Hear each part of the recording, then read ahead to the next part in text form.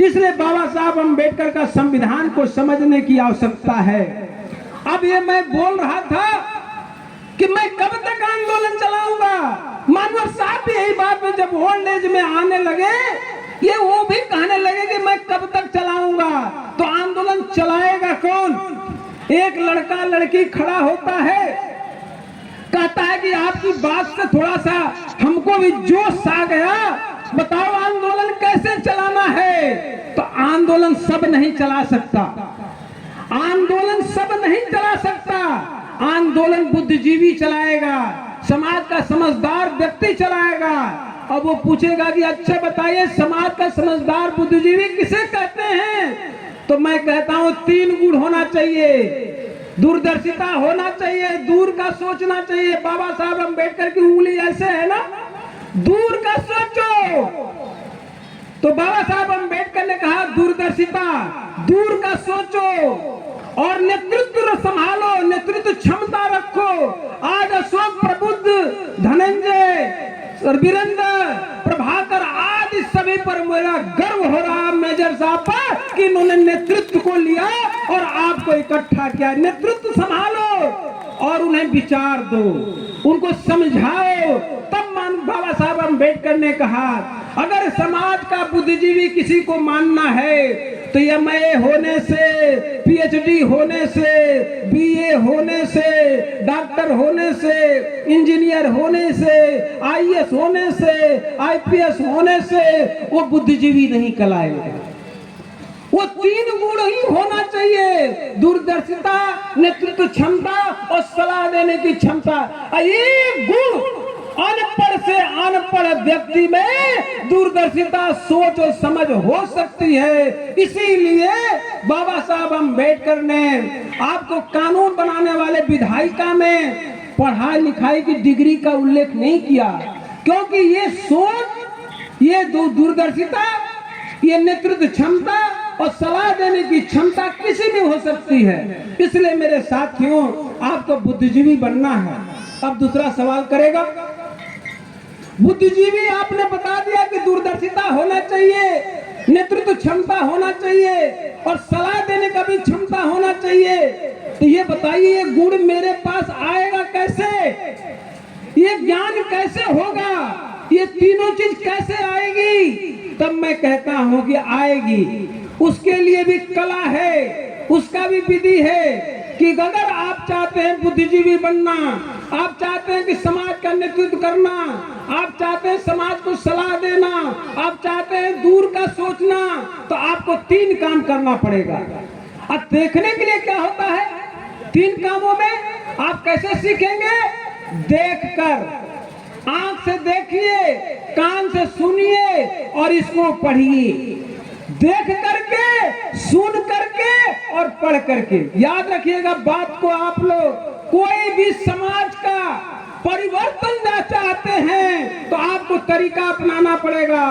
देख करके, सुन करके, पढ़ करके आपके समझदार हो सकते हैं। कौन कहता है कि हमारा माता बहन अनपढ़ है, ना समझ है? अगर वो ना समझ होती तो करवा चौथ रखती? मूर्ख है क्या? पागल है क्या? जरा सोचिए, अगर वो कहते हैं कि ना समझ है, अगर वो ना समझ है तो करवा चौथ रखती, डाला छठ रहती। ना समझ होती तो दुर्गा जी की पूजा करती, ना समझ होती तो काली जी की पूजा करती, ना समझ होती तो डी बाबा की पूजा करती। कौन कहता कि हमारा समाज ना समझ है?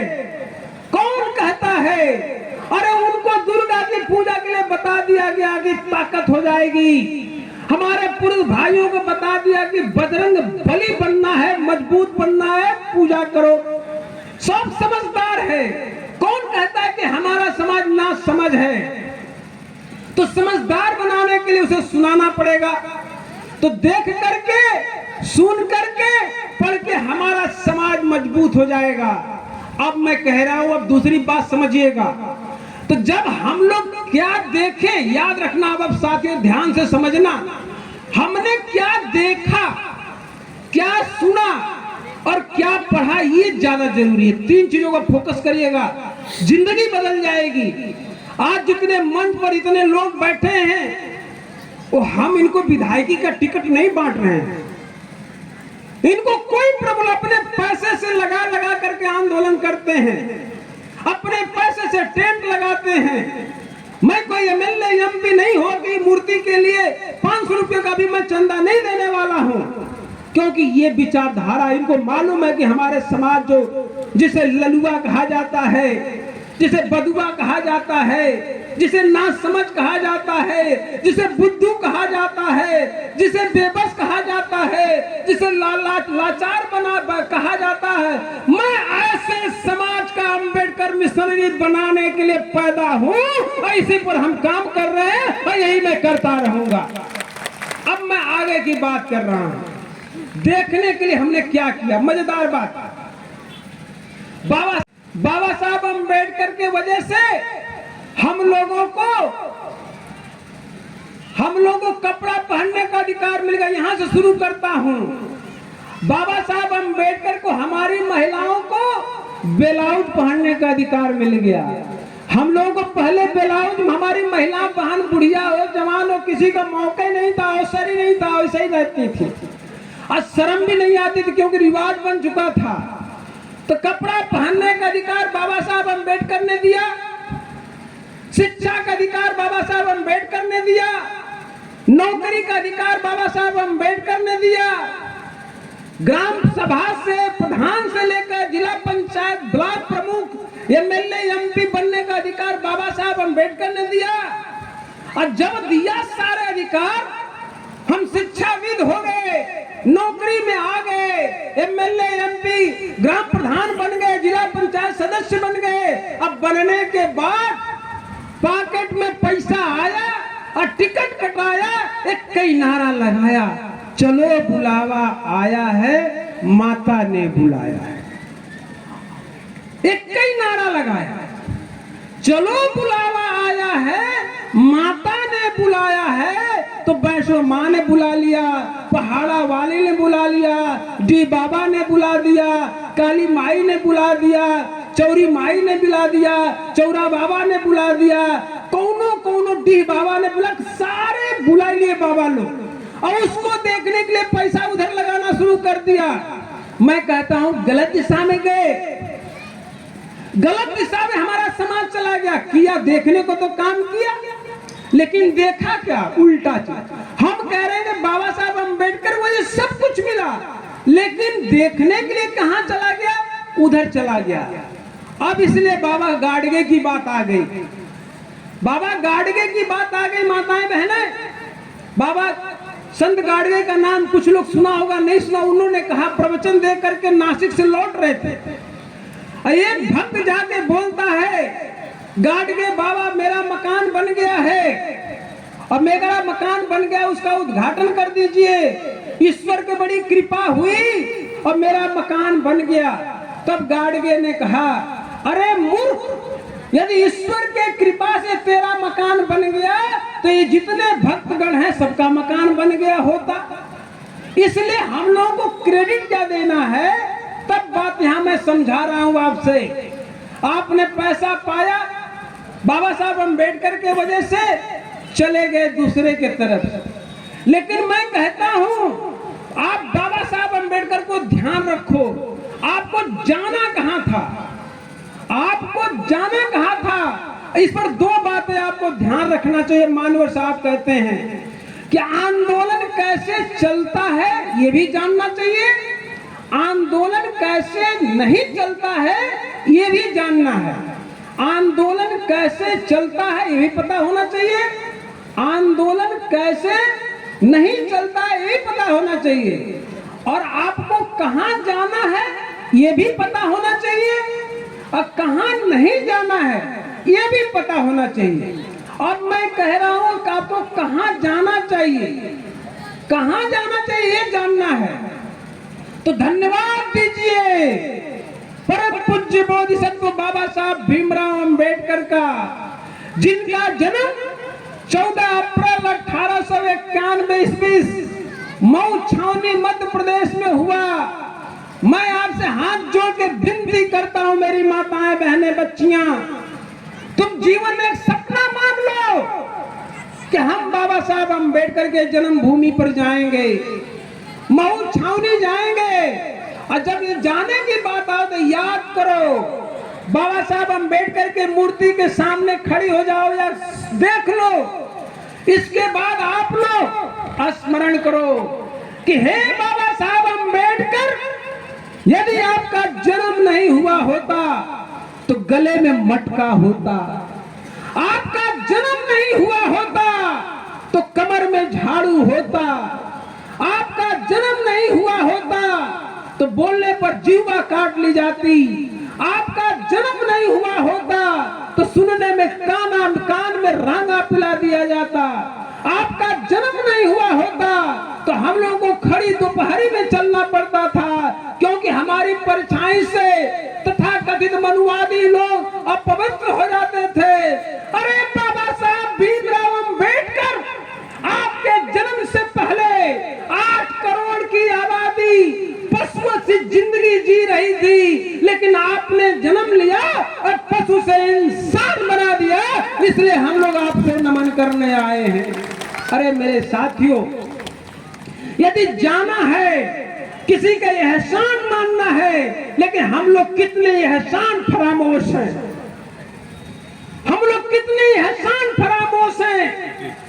जिसके कफन पर, जिसके मरे हुए बॉडी पर, लाश पर हम लोग खड़े हुए हैं।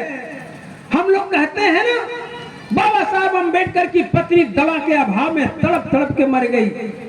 हम लोग कहते हैं कि बाबा साहब अम्बेडकर का बेटा मर गया, एक घटना आ गई। बाबा साहब अम्बेडकर को गोल में सम्मेलन में अधिकार दिलाने के लिए जाना था। उसी समय बाबा साहब अम्बेडकर तैयारी कर रहे थे जाने का।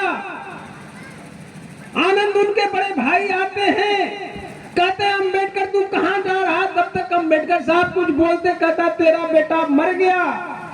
बाबा साहब अम्बेडकर एक पल के लिए सोचते हैं और कहते हैं कि आज तो मेरा एक बेटा मर गया है, लेकिन अपने एक बेटा, क्योंकि मैं राजनीति से मतलब नहीं रखता।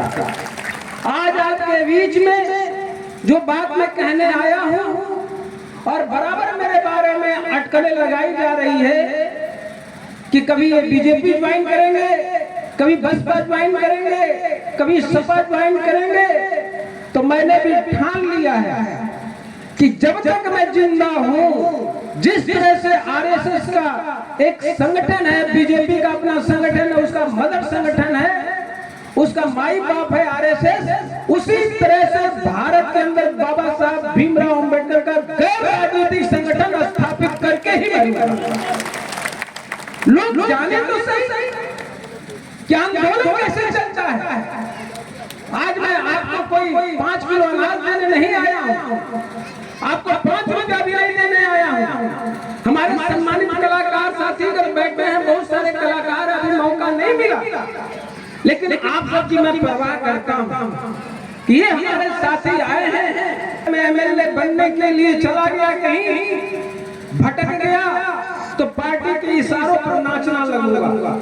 और जो आदमी इसमें बाबा साहब अम्बेडकर कहते हैं, जिसका सहारा मांगे उसका इशारा मानो, तो मैं कहता हूं कि मानवर कांशीराम साहब ने कहा था ना कि राजनीति उसी की सफल होती है जिसकी गैर राजनीतिक जड़ें मजबूत है, उसकी राजनीति मजबूत है। तो हम राजनीति करें या ना करें, लेकिन गैर राजनीतिक जड़ें इतनी मजबूत करके दुनिया से जाऊंगा कि आप महसूस करेंगे।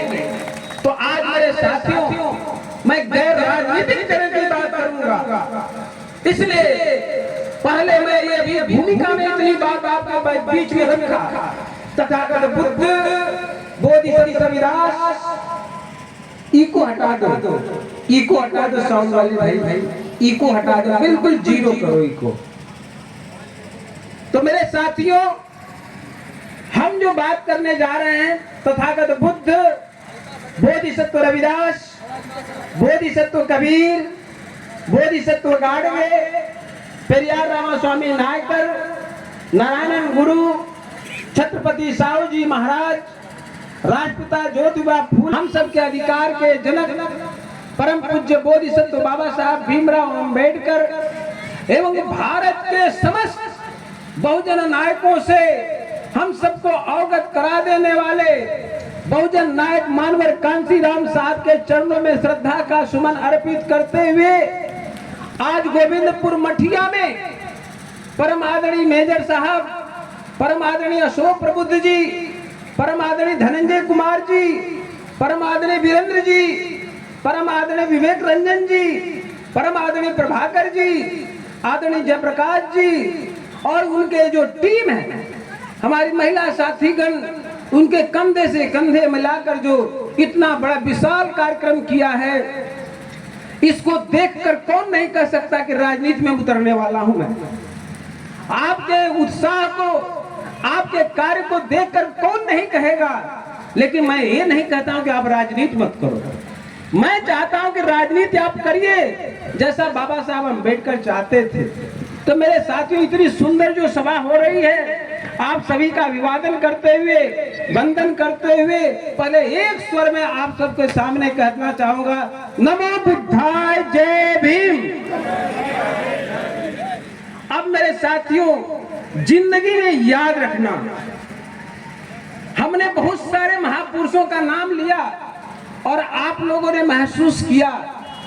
तो आप लोग सोचते हैं ना, जिंदगी में रोटी मिल जाए, कपड़ा मिल जाए, मकान मिल जाए, जिंदगी अच्छी लगेगी। एक जो मैंने समाज के अंदर देख रहा हूं कि रोटी मिले ना, कपड़ा मिले ना, मकान मिल जाए, जिंदगी अच्छी चलेगी, ये मैं मानता हूं जरूरी है। लेकिन इसके साथ और क्या जरूरी है, इस पर भी चिंतन करने की जरूरत है। तो मैं अब बाबा साहब अम्बेडकर, चूंकि डॉक्टर अम्बेडकर महासम्मेलन है, तो मैं डॉक्टर अम्बेडकर महासम्मेलन में एक बात कहना चाहूंगा। 20 नवंबर 1956 का आखिरी बात से शुरुआत करता हूं और आपके उनके प्रारंभिक दौर में जाऊंगा। अंतिम बात मैं कर रहा हूं।